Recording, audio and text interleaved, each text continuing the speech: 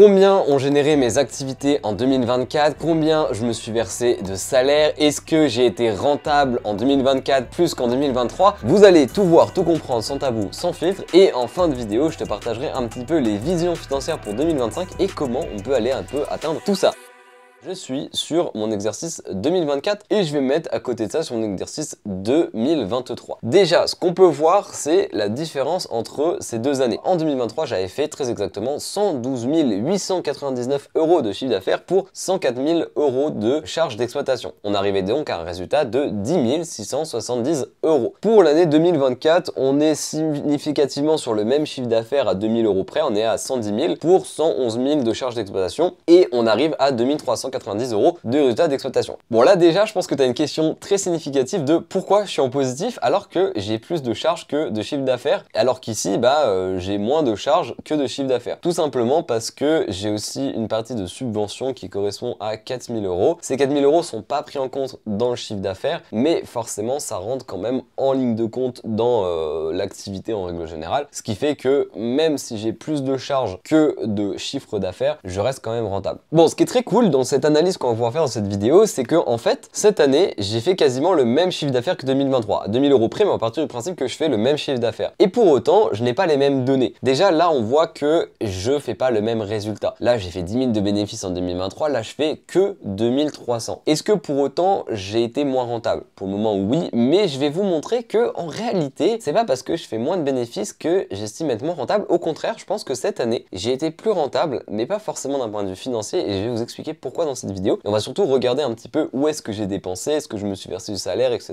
etc. Déjà, on va regarder un peu 2023 en détail. Je vais pas aller non plus dans full détail pour pas vous perdre, hein. Le but c'est quand même de faire un truc qui soit un petit peu consommable un petit peu pour tout le monde. Mais déjà, on peut voir la répartition des charges. Alors là, c'est ce que me donne ma compta. Mais on voit déjà qu'il y a 87 000 euros d'achat et de sous-traitance. Moi, il faut savoir que sur les 2 premières années d'activité de mon entreprise, je faisais 100% de sous-traitance. Ça veut dire que ce que je vendais à mes clients, il y avait directement de la sous-traitance dessus. Donc quand je facturais 100% de factures à mes clients, il y avait automatiquement environ 70% qui repartaient dans la poche des différents prestataires, notamment des monteurs, des graphistes, etc. avec qui je travaille. Par exemple, quand là on voit qu'il y a 112 000 euros de chiffre d'affaires, il faut se dire que sur ces 112 000, il y a automatiquement 70%, donc à peu près 75 000 euros qui repartent directement dans la poche des gens avec qui je travaille, ce qui est assez normal. Aujourd'hui, en tout cas sur cette fin 2024 et surtout sur l'année 2025, j'ai revu l'offre de mon agence et je t'invite à aller voir mes précédentes vidéos sur ma chaîne YouTube pour comprendre. Mais j'ai revu cette offre pour être élargie et pour ne plus compter uniquement sur de la sous-traitance. Ce qui fait qu'en 2025, je reviendrai un peu dessus plus tard, mais je vise à diminuer ma sous-traitance. Alors ça veut pas dire pour ceux qui bossent avec moi et qui regarderaient cette vidéo que je vais moins travailler avec vous. Ça veut juste dire que je vais faire plus de choses qui nécessitent pas votre intervention. Et donc ça va me permettre en fait d'avoir une marge beaucoup plus intéressante parce qu'il y a des prestations que j'ai facturées à 100% aux clients et qui vont rester à 100% dans ma boîte. Donc là on voit achat et sous-traitance. Donc sous-traitance c'est tout ce qui va être monteur vidéo, graphisme, mais aussi par exemple développeur, etc.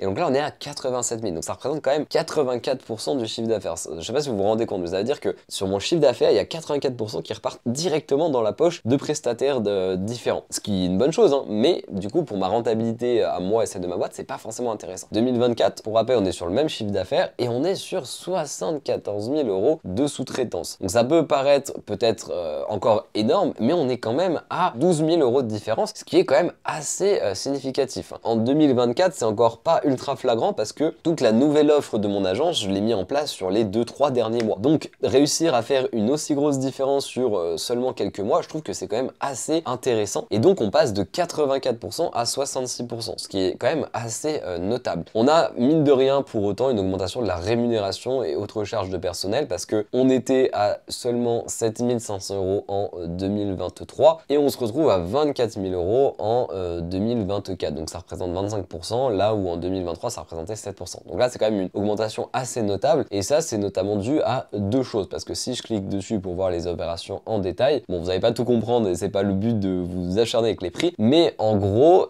ça constitue le salaire de mon alternant. En 2023 je l'avais uniquement de septembre à décembre, donc ça correspondait à 4 mois, à 1400 euros par mois, donc 1400 x 4 ça fait je sais pas 5000 euros à peu près. Là je l'ai eu sur 12 mois de l'année, 1400 sur 12 mois c'est pas la même que 1400 sur 4 mois. Donc là, j'ai payé le prix fort pour mon alternant, ce qui fait que ça a drastiquement augmenté la rémunération. Mais en plus de ça, je me suis payé des formations pour justement le nouvel axe de mon agence. Sur ma compta, ça rentre dans les rémunérations. Voilà, Osmose, qui est l'agence avec qui j'ai fait un accompagnement, un des paiements de Osmose, donc voilà, moins 2000, il y en a eu d'autres, je sais pas pourquoi ils sont pas comptabilisés là. Formation et autres charges de personnel. Parce que comme je suis considéré comme personnel de ma propre boîte, je me suis auto-payé des formations pour moi et du coup pour la boîte, et donc ça rentre dans la partie rémunération. Donc en fait, dans les 24 000, enfin dans les 27 000, il y a les 1400 fois 12, donc là on est à 16 800 euros. Allez, on va dire 17 000 avec des frais de déplacement remboursés, etc. Et donc 27 000 moins 17 000, on arrive à 10 000, donc j'ai dépensé pour après 10 000 euros de formation pour cette année, à savoir qu'en réalité j'ai dépensé pour un peu plus, mais j'ai payé 3 ou 4 000 euros de ma propre poche. Voilà, au niveau des frais de fonctionnement, donc là on est à 8 000, là où l'année dernière on était à 8 000 aussi, donc ça bouge pas trop. Les frais de fonctionnement, c'est tout ce qui va être les frais qui sont payés sur les virements, donc ça peut être PayPal, ça peut être Stripe, ça peut être aussi l'abonnement bancaire, mais tous les autres abonnements, là, un abonnement mid-journée, un abonnement Epidemic Sound, un abonnement Envato Element, enfin bref, tous ces abonnements, ça peut être l'abonnement de ma compta aussi en ligne, tout ça, on arrive à 8 000 à l'année. Ce qui en soi est pas mal pour une boîte. Je vise à encore plus le réduire, j'aimerais bien le réduire davantage sur 2025, j'aimerais bien arriver à 6 000, peut-être 7 000. Donc voilà, je vais pas chercher énormément, mais c'est toujours un petit peu 1000 ou 2000 euros qui sont récupérés. Opération diverses et taxes et impôts, bon bah ça bouge pas trop, hein, je pense. Mais donc voilà pour un premier jet de cette comparaison 2024-2023. Maintenant, on va aller encore un peu plus dans le détail, mais sans vous prendre trop la tête non plus, parce que ça peut vite un peu être compliqué. Mais on va aller ici dans le détail, et on va essayer de regarder donc surtout la colonne cumul, hein, qui va cumuler en fait tous les mois de l'année. D'ailleurs, pour ceux que ça intéresse, je vous montre rapidement le chiffre d'affaires que j'ai fait sur tous les mois en détail. Je vais pas revenir dessus, mais si vous voulez mettre pause, vous pouvez regarder. Donc là, vous avez vraiment le détail de mon chiffre d'affaires par mois. Là, vous avez de janvier à juin 2024 et de juillet à décembre 2024. Je vais faire de même pour 2023, juillet à décembre 2023 et janvier à juin 2023. Voilà, je reviens pas dessus parce que c'est pas le but, mais si vous voulez regarder en détail, je vous laisse mettre pause. Ce qui est super important à regarder ici, c'est la marge brute. En gros, c'est ton chiffre d'affaires, donc tout ce que tu factures à tes clients, moins les charges en rapport avec ce que tu vends à tes clients. Donc les charges, enfin les achats et sous-traitance, donc ça va être les achats par exemple de matières premières, que quand tu fais de la marchandise, matières premières que tu vas transformer en produits finis et que tu vas vendre à tes clients, ou dans le cadre de prestations de services, ça va être les différentes charges itinérantes à la conception de ces prestations de services. En l'occurrence, dans mon cas de figure, ça représente beaucoup des honoraires rétro-procédés qui sont en fait de la sous-traitance. Donc voilà, c'est la partie que je vous montrais tout à l'heure de 60 000 euros et quelques. Et donc c'est ça qui va permettre de définir donc la marge brute, comme je disais, le chiffre d'affaires, ce que je vends au client, moins les charges itinérantes à la production de ces choses-là. Les charges directes, parce que par exemple un abonnement Epidemic Sound, en soi c'est une charge qui va permettre de livrer quelque chose au client, mais ça va plus être une charge secondaire et qu'on va voir en dessous de la marge brute. Donc là, ce qui est très intéressant, et c'est là que je vous disais tout à l'heure qu'il ne faut pas non plus baser sa rentabilité uniquement sur le bénéfice. Alors oui, c'est un indicateur parce que forcément ça veut dire que c'est ce qui reste à la fin de ta boîte, mais il faut aussi aller regarder en détail, et c'est ce que je vais essayer de vous montrer, de vous faire comprendre dans cette vidéo, et notamment au niveau de la marge brute. Si on regarde sur 2023, ma marge brute était de 22%. Moi aujourd'hui, je suis sur un système globalement de 70-30 avec les artistes avec qui je suis, et donc là j'étais à 22%, c'est-à-dire que je leur virais 78%, mais en plus de ça, j'avais d'autres charges itinérantes, parce que des fois il y avait des impayés, mais je payais quand même mes artistes. Parfois il y avait voilà, plus d'heures, moi je refacturais pas forcément le client, mais du coup je payais un peu plus les artistes, et du coup on arrive à 22%, ce qui en soi n'est pas énorme. Après, c'est mon business model de 2023 qui fait que en 2024 on est à 33%, et ça c'est super intéressant parce qu'on est à 10% de plus, et ça encore une fois c'est dû à quoi? C'est dû au fait que il y a de plus en plus de prestations avec ma nouvelle offre de l'agence qui ne sont pas faites par des sous-traitants. Aujourd'hui j'interviens sur de la pré-production, de la production, de la gestion de chaîne avec mes clients, et ça c'est moi-même et mon alternant qui faisons ça, ce qui fait que je n'ai pas de sous-traitants, de prestataires à payer pour ces charges-là. Ce qui fait que encore une fois, quand je reçois de l'argent par rapport à ces prestations-là, c'est de l'argent à 100% pour ma boîte, à 100% pour moi entre guillemets. Et donc ça permet de passer de 22% à 33%. Et donc ça c'est super important parce que cette marge brute, elle va me permettre de d'avoir entre guillemets plus de cash pour ma boîte, cash que par exemple cette année j'ai pu utiliser pour investir sur moi-même dans des formations, comme je vous l'ai dit tout à l'heure, à hauteur de 10 000 euros à peu près, avec l'argent en tout cas de la boîte, plus à peu près 3-4 000 que j'ai investi de moi-même. En tout cas je suis trop content parce que la marge brute elle a évolué, et ça c'est super important. En dessous on va retrouver donc les charges itinérantes à l'activité en règle générale, et qui vont être davantage des charges secondaires. Donc comme je vous disais, tout ce qui va être charge de fonctionnement, forcément les abonnements Epidemic Sound, les salaires aussi, parce que bah du coup mon alternant c'est aussi une charge un peu secondaire. Tout ça on va le retrouver dans cette seconde partie entre la marge brute et l'excédent brut d'exploitation. Donc là on le voit, on retrouve aussi les subventions, donc ça c'est ce que j'ai touché de l'État notamment pour mon alternant. Vous voyez que j'ai arrêté d'en toucher en septembre. Les charges de fonctionnement, donc là comme je vous l'ai dit, c'est tout ce qui va être les abonnements, les frais par rapport du coup aux commissions sur PayPal, Stripe, etc.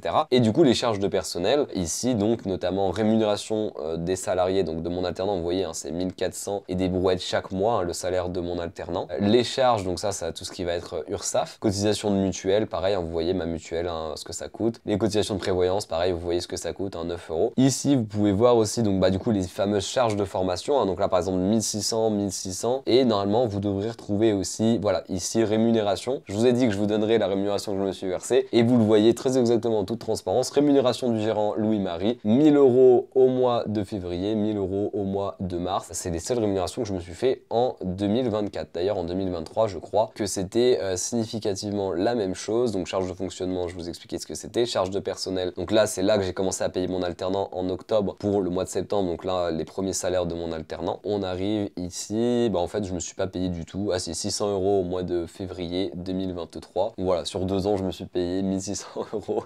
Et je suis bénévole de ma boîte, voilà. Et évidemment on va revenir dessus après, hein. Je vous rassure, je touche quand même des choses. En tout cas sur ma boîte, voilà en toute transparence que je me suis versé ce que j'ai touché en salaire. Quand on a fini en fait toutes ces charges un petit peu secondaires, eh bien on arrive à ce qu'on appelle l'excédent brut d'exploitation qui là se rapproche déjà significativement du bénéfice réel de la boîte qui reste à la fin de la boîte. On voit qu'on arrive à 3000 hein, et pour rappel on est à 2300, donc on arrive déjà largement à un bénéfice plus classique. Alors du coup qu'est-ce qui va rester à déduire de ce bénéfice? Eh ben il va y avoir ce qu'on appelle les dotations d'amortissement. Comment vous expliquer ça sans que ça soit trop compliqué? En gros, quand vous avez une société, vous pouvez acheter du matériel pour le bien de cette société. Par exemple, ce Mac que j'utilise, je l'ai acheté avec les sous de ma société. Ce Mac, on va dire qu'il a coûté 1000 €. Il n'a pas coûté 1000 €, mais pour simplifier les choses, on va dire qu'il a coûté 1000 €. Ces 1000 €, ils vont être ce qu'on appelle amortis sur plusieurs années. En l'occurrence, là, ce Mac, je crois qu'il est amorti sur 5 ans. Grosso modo, pour vous la faire très simple, mais c'est pas forcément les bons chiffres, les 1000 €, on va les séquencer, on va les diviser par 12 mois fois 5 ans. Donc 12 fois 5, je sais pas ça fait combien, mais on va prendre du coup ce total de mois et on va le diviser au montant des 1000 € de votre Mac. Et en fait, donc là vous le voyez, hein, donc là par exemple on va dire que ça correspond donc à 82 € par mois et à 167 €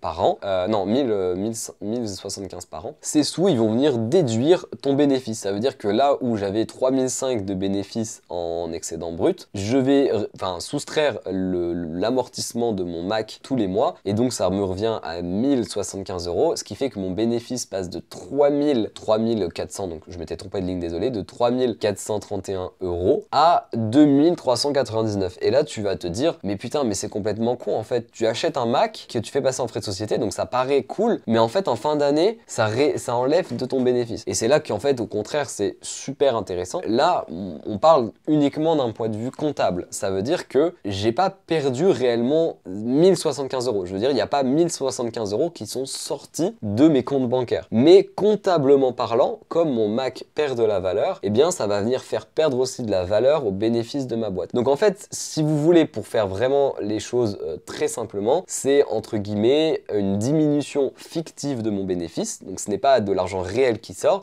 c'est de l'argent fictif qui vient réduire mon bénéfice. Et ça, c'est quoi l'intérêt? Bah, l'intérêt, c'est que je vais pouvoir payer un peu moins d'impôts sur les sociétés parce que mon bénéfice va être un peu moindre. Et donc c'est ce qui fait qu'on arrive pour l'année 2024 à un bénéfice du coup, un résultat d'exploitation qui est un synonyme de bénéfice de 2399 €. Et sur ces 2399 €, évidemment, je vais payer de l'impôt sur les sociétés qui représente 15% parce que je suis en dessous du seuil des 46 000 € de bénéfice. Et donc on arrive sur un résultat net, donc un bénéfice net de 2039 €. Voilà pour 2024. Et pour 2023, pour revenir quand même dessus, j'avais donc des dotations d'amortissement pareil de 464 €, ce qui fait que je suis passé de 11 000 de bénéfices bruts à 10 000. Et donc l'année dernière, vu que j'avais un bénéfice plus important, j'ai payé 1600 € d'impôt sur les sociétés. Ce qui fait que, in fine, j'ai fait un bénéfice comptable de 9 000 €. Et maintenant, la question c'est, ok, qu'est-ce qu'on fait de ces sommes? Voilà, là il y a 2 000 € en gros de bénéfices pour cette année 2024. L'année dernière, j'ai eu 9 000 €. Qu'est-ce qu'on peut faire de ces sommes? Il y a 3 choses que tu peux faire avec ces sommes. La première, c'est de les verser en dividendes, soit en totalité, soit en partie. Sur ces dividendes, tu vas encore payer des taxes. Alors il y a deux possibilités. Soit tu vas payer ce qu'on appelle la flat tax, donc c'est-à-dire c'est une taxe qui est à 30, voire qui est passée à 32 ou 33 je crois en 2025. Mais ça veut dire que tu te verses 2 000 ou 100 000 € de bénéfices, tu paieras quoi qu'il en soit 30%. Mais si tu estimes que c'est plus intéressant pour toi de faire rentrer ces bénéfices dans ton imposition sur le revenu, c'est une possibilité et à ce moment-là tu les rentres dans ton impôt sur le revenu et ça sera au barème progressif. Donc le fameux barème que tout le monde connaît où de 0 à 11 000 tu payes 0 € d'impôt, de 11 000 à 28 000 tu payes 11% et ainsi de suite et ainsi de suite. Donc ça c'est la première chose que tu peux faire avec ces 2 000 €. La deuxième chose que tu peux faire avec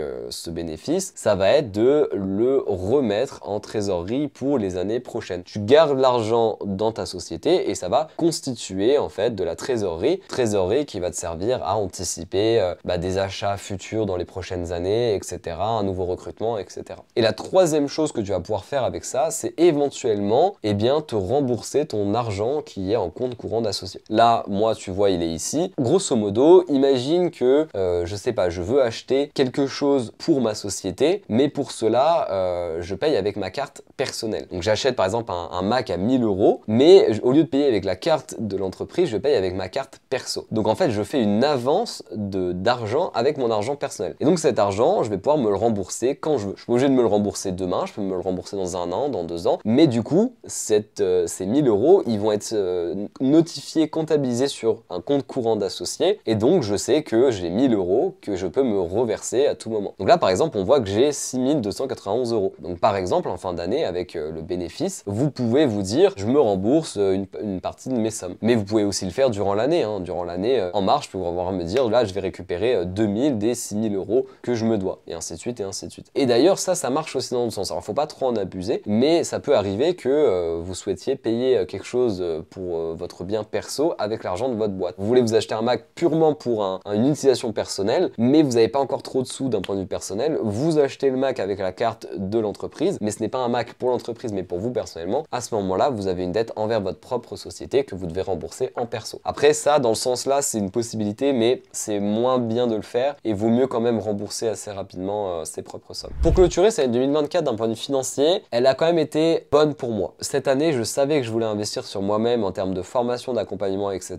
Et donc, je savais que je ne serais pas rentable. Pour être totalement transparent, et je l'avais déjà dit dans une précédente vidéo, j'avais estimé en début d'année faire une année blanche, être à peu près à 0 € de bénéfice, donc c'est-à-dire faire quasiment autant de ventes que de charges, parce que je savais que j'allais investir dans de la formation. Au final, je suis en positif de 2 400 €. Alors c'est pas énorme, surtout à l'échelle d'une boîte qui fait 100 000 € de chiffre d'affaires, mais très honnêtement, par rapport à mes estimations et mes espérances, c'est largement au-dessus que ce que j'espérais. Je pensais même pas faire de bénéfices. Donc pour ça, je suis très content de ce qu'on a pu faire. Maintenant, c'est vrai que ça reste moins bon que l'année dernière d'un point de vue rentabilité pure et dure, mais encore une fois, quand on regarde en détail, et c'est ce que je vous disais tout à l'heure, j'ai quand même une marge brute qui est plus importante de 10%, et ça c'est un super indicateur parce que ça veut dire que tout ce que je mets en place sur cette fin d'année 2024 pour étendre mon offre et ne plus être forcément à 100% sur de la sous-traitance, et ça commence à porter ses fruits puisque j'ai augmenté ma marge brute. Avant d'en venir aux espérances de 2025, je tiens quand même à préciser deux choses. La première, c'est que vous l'avez vu, très transparent avec vous, vous avez vu qu'en 2 ans, je me suis versé seulement 2 600 € de salaire. Alors là, vous vous dites,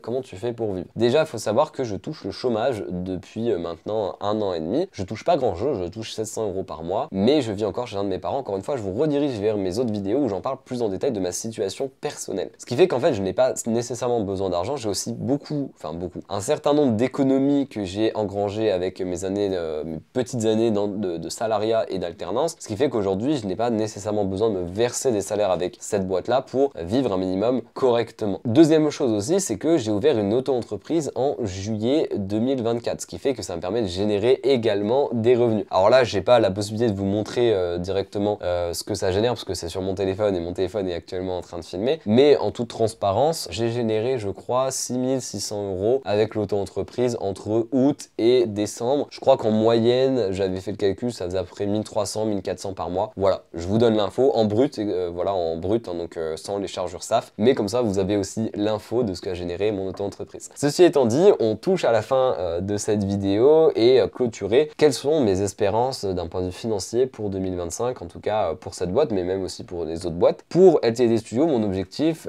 comme je l'avais dit, c'est d'essayer d'aller chercher les 150 000 € de chiffre d'affaires. Ça, c'est un objectif de chiffre d'affaires. Encore une fois, le chiffre d'affaires, c'est pas forcément ce qui donne la rentabilité d'une boîte. Donc derrière ça, moi, ce qui m'intéresse surtout, c'est d'augmenter ma marge brute et d'augmenter ma marge voilà, personnelle, de bénéfices aussi. Pourquoi? Parce que ça va me permettre d'être plus rentable. Qui dit plus rentable, qui dit que je vais pouvoir me réinvestir dans d'autres choses pour développer encore plus ma boîte. Mais aussi, mon objectif, c'est qu'en fin d'année 2025, je puisse récupérer une petite part de dividendes pour venir compléter mes revenus, notamment de l'auto-entreprise. Très honnêtement, si j'arrive à me dégager entre 10 000 et 20 000 € de dividendes en fin d'année 2025, je serai très content, c'est mon objectif, on va tout faire pour l'atteindre. Et je sais que par rapport à la nouvelle vision de l'agence, c'est quelque chose de possible. Maintenant, il faut que je continue de redoubler d'efforts, mais ce n'est pas impossible. Au niveau de l'auto-entreprise, quel est l'objectif? Ça va être de générer entre 1500 et 2500 € bruts par mois pour me constituer un salaire minimum tous les mois que je compléterai, comme je l'ai dit précédemment, avec les dividendes potentiels de LTD Studio, ma boîte principale. On arrive à la fin de cette vidéo. J'ai essayé d'être le plus transparent et aussi le plus pédagogue possible pour vous expliquer un peu les chiffres, comment ils fonctionnent, à quoi ça sert, etc. J'espère que ça a été le cas. Si vous avez la moindre question, n'hésitez pas à me le dire en commentaire. J'espère que cette vidéo, en toute transparence, vous montrer des chiffres vous aura plu et changera peut-être de ce que vous voyez ailleurs ou même sur ma chaîne YouTube. J'espère que peut-être ça vous aura aidé à mieux comprendre le fonctionnement de ma boîte et peut-être globalement mieux comprendre le fonctionnement de certaines boîtes en règle générale. En tout cas, si c'est le cas, je suis trop content, j'ai réussi ma mission. Vous pouvez retrouver également tous mes réseaux en description, le blabla habituel. En tout cas, je vous souhaite une très bonne fin de journée et je vous dis à la prochaine. Ciao tout le monde.